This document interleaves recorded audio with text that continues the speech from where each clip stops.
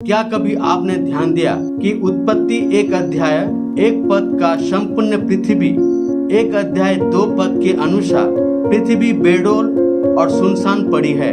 ये बात कुछ हजम ना हुई। पवित्र वचन के अनुसार नीति वचन 3:19, भजन संहिता 104 का 24 और यिर्मयाह 51 का 15 पद के अनुसार पृथ्वी को परमेश्वर ने सब वस्तुओं को बुद्धि से और सामर्थ्य से रचा। लेकिन यिर्मयाह 4:23 के अनुसार परमेश्वर देखता है कि पृथ्वी सुनसान और बेडोल पड़ी है।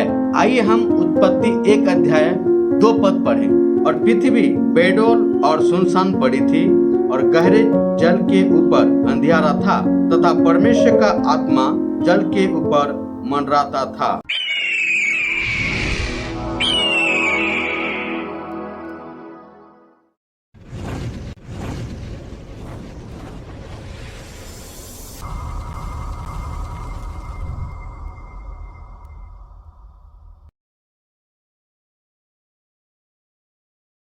इस वचन के अनुसार 4 चीज पाते हैं। एक बेडोल और सुनसान, दूसरा जल और तीसरा अंधियारा और चौथा परमेश्वर के आत्मा पृथ्वी के ऊपर मंडरा रहा है जो पृथ्वी बिगड़ गया है।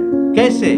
आइए हम देखते हैं। उत्पत्ति शब्द का अर्थ शुरुआत में सब कुछ उसी में शुरू हुआ, उसी में बुराई और अच्छाई शुरू हुआ।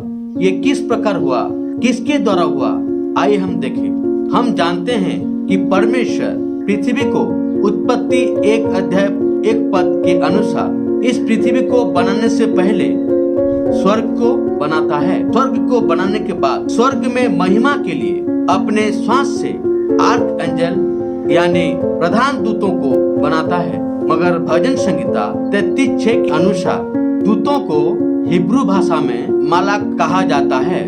उसी प्रधान दूतों के भीतर एक दूत था जो परमेश्वर के लिए अच्छा था। वो परफेक्ट क्रिएशन एक संपूर्ण रूप में बनाया गया था।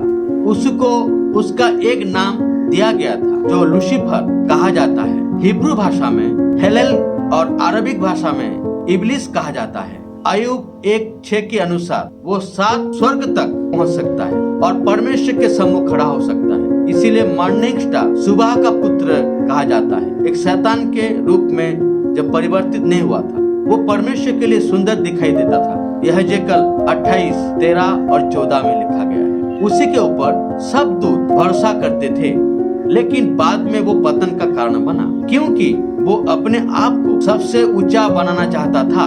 आइजाक 14, 13 और 14 में और यह हेजकेल 28, 17 में इस वचन के अनुसार परमेश्वर का सब अधिकार परमेश्वर के जैसा मिले, उसको महिमा मिले, ये सब अधिकार अपनाना चाहता था। सब दूतों के आगे अपने आप को महानता दिखाने लगा और अपने को ऊंचा रखने लगा।